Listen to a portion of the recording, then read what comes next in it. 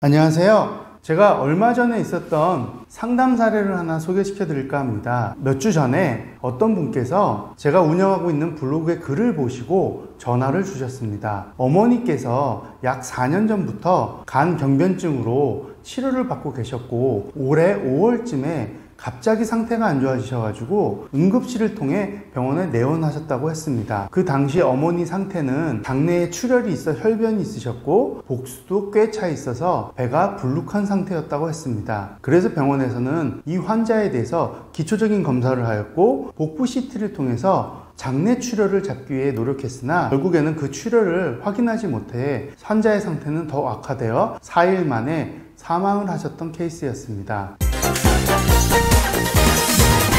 자녀분께서는 어머니가 돌아가시고 나서 어머니께서 생존에 가입하셨던 보험 계약을 확인하던 중 암 진단비가 있는 보험을 확인하셨습니다. 그리고 나서 병원으로부터 발급받은 진단서와 의무기록, 영상자료를 그 보험사에 제출하여 암 진단비를 청구하게 되셨고 보험사에서는 현장 심사를 통해 조사 후 약 10일이 경과된 시점에서 암으로 확인할 수 없는 바 보험금을 지급할 수 없다는 부지급 통지문을 발송하였다고 했습니다. 그래서 저는 더 정확한 상담을 위해서는 관련된 자료가 필요하다고 요청을 드렸고 자녀분으로부터 의무기록 사본, 영상자료, 진단서, 그리고 보험증권, 보험회사의 부지급 안내문을 우편으로 받아 확인하게 되었습니다. 보험회사에서는 이 환자가 보험 약관상 규정된 암의 진단 확정에 해당하지 않아 암 진단금을 지급할 수 없다는 통지였고요. 그래서 저는 한번 이분의 의무기록을 꼼꼼하게 살펴봤습니다. 이 환자분께서는 장내 출혈이 있었고 복수가 꽤 차 있어서 복부 CT만으로는 그 출혈을 확인할 수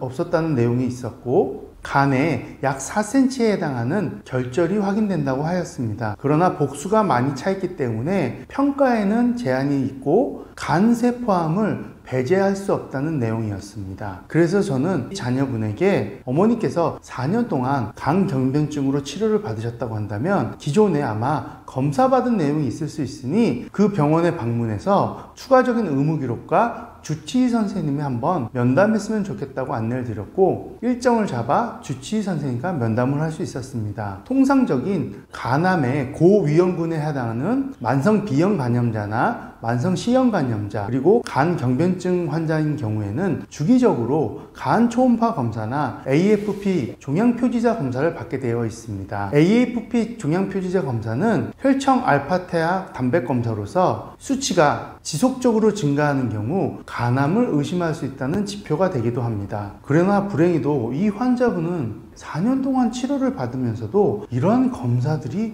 전혀 없던 상태였습니다. 그래서 저는 주치의 선생님께 그럼 왜 진단서에 간세포암으로 진단을 내려주셨는지 여쭈어보게 되었습니다. 그랬더니 주치의 분께서는 이 환자분이 간암의 고위험군에 해당하고 사망 당시에 증상들이 간암으로 볼 수 있는 여러 가지 정황들이 보여 자녀분들의 요청에 의해 간암 진단을 내려주셨다고 하더라고요. 그리고 나서 주치의 면담이 끝나고 난 후에 피보험자의 자녀분께 간암으로 보험금을 받기는 사실상 어려울 것 같다는 안내를 드렸습니다. 그리고 보험사에서 얘기하는 부지급 안내가 부당한 내용이 아니라는 것도 안내를 드리게 됐습니다. 저 또한 고객으로부터 사고 의뢰를 받게 되면 명확하게 이게 보험사고에 해당하는지에 대해서 우선적으로 검토를 하게 됩니다. 간암인 경우에는 대부분 조직검사를 시행하지 않는 경우가 많습니다. 왜냐하면 다른 고형암에 비해 간암과 같은 경우에는 조직검사를 하는 과정 중에 출혈이나 감염 위험성이 높고 사망과 같은 악결과가 나올 수 있기 때문에 조직검사 전에 영상검사를 통해서 간암 유무를 확인할 수 있습니다. 대한간암학회에서는 간암에 대한 가이드라인을